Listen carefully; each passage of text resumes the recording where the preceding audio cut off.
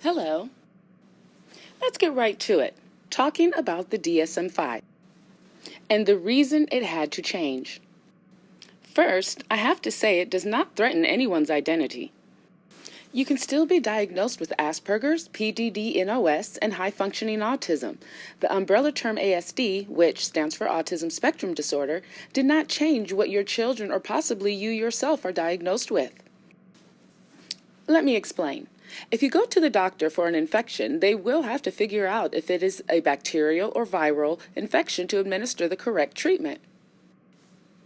That, however, does not change that you will also be diagnosed with a cold or the flu, an ear infection, pink eye, etc., etc., etc.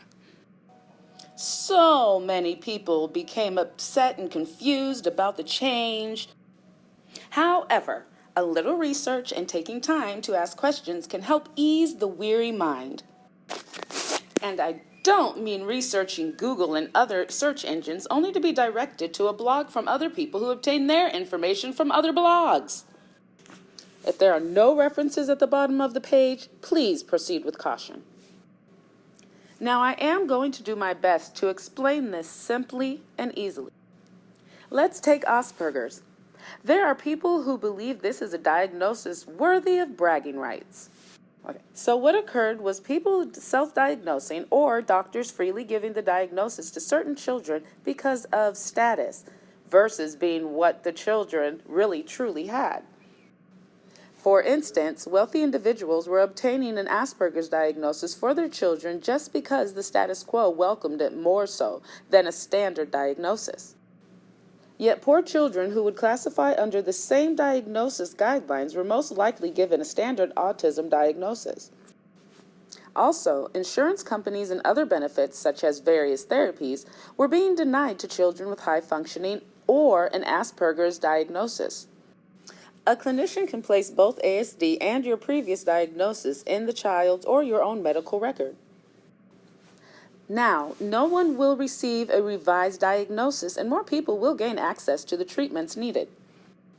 Also, there is now another category called SCD, which stands for Social Communication Disorder, for those with no repetitive behaviors. It is not an ASD and is currently classified as a communication disorder. I certainly hope this has clarified some of the misconceptions or uncertainties for some of you. If you have any questions or topics you'd like to see addressed, please leave it in the comments section. Reference articles will be in the description below.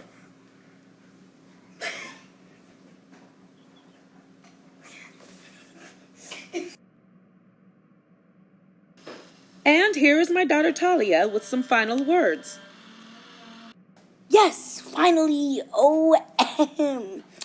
Hello everyone, my name is Talia and here are your references, which will also be in the link below. First we have psychiatry.org, the American Psychiatric Association, and the DSM-V. And this is the end of our segment. More information coming your way soon. Bye! Don't forget to leave your questions and ideas in the comments section.